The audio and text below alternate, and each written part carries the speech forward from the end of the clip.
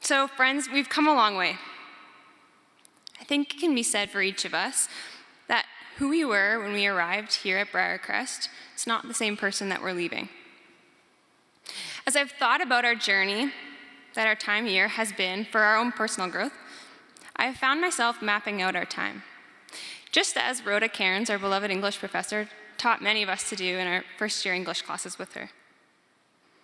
These maps that she taught us about, they guide us as we step forward, but they also remind us of where we have been.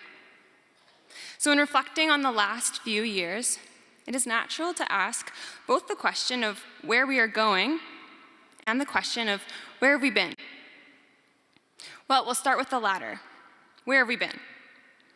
In order to go back 4 years as we reflect, we have to go a long way. Not back to that first day that each of us stepped onto campus. No, back further than that. We think back to Francis Bacon, standing at the beginning of modern science. Think back to John Calvin and Martin Luther and the impact of the Reformation. We think back to Aristotle and to Plato before him and the way that they have shaped philosophy and the world around us. Now, that may seem like an odd place to start. I didn't know Bacon or Calvin or Plato personally, and neither did many of you. In fact, most of you, all of you. Yet where else would we start? The lives which we live, these have been impacted and shaped by the contributions of these people.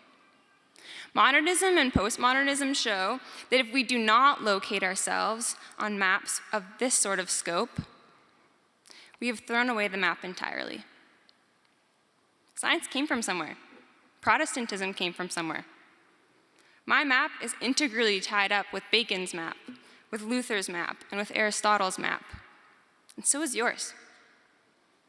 Despite my existence as an individual, I'm not solely an individual. I am caught up in a history, in a people. And so are you.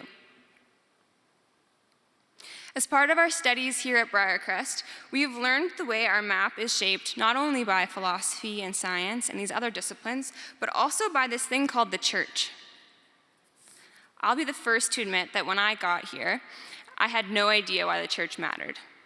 I knew the church was the people, not the building, but in my understanding, this people was restricted to a certain point in time.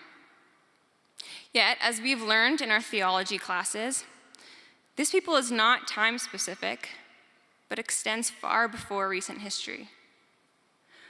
Most of us have been part of classes that presented a historical survey on a particular theological topic, things like the Holy Spirit, or topics like the Trinity, Jesus, these sorts of things that we've studied together. When I took theology of the Spirit in my second year, its importance was lost on me. I'm a little embarrassed to admit it now, but I remember being so frustrated and thinking, why are we studying all these things that other people have thought about, say, the Holy Spirit in this case?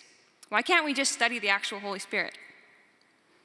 And I now realize that we study the way the church has thought about these things because the church is the body that we find ourselves a part of. To not know about what the church thinks, or to not even be aware that the church has thought things about it, would be to forget the body entirely for the sake of ourselves.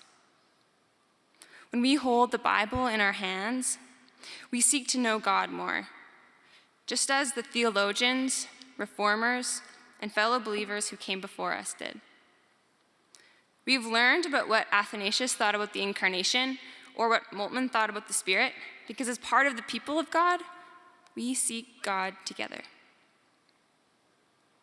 So if this is where we have been, then where are we going? Well, each of us is going to different places geographically, but where we will be and what we will do is not the point, at least not of this map. The map that we have traced our path on, oriented and situated ourselves within, it's not about the individual details of our lives. It is about this people that we find ourselves part of, and ultimately the God that we serve. Friends, we know this story of the gospel that we read about in the Bible and that we find ourselves living in. The map that we trace ourselves in is rooted in the gospel, the grace it has been shown to us, and the obedience that it simultaneously demands. This map is about seeking to live faithfully and obediently together, as so many have before us. Many of us have fallen in love with the church during our time here, acknowledging its many flaws and affirming the beauty of this community that is dependent on Christ alone and is seeking him together as the people of God. We've been blessed with the opportunity to learn and grow alongside one another as a manifestation of the church that includes such a diversity of theological backgrounds, all desiring to be faithful to God with our whole lives.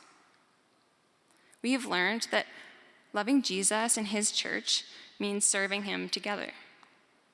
And friends, as we go from this place, as the local church that we are a part of changes, and as we find ourselves in the challenges of being part of new and different communities, know that the church that we have learned to love here, it's the same church we are being sent out into.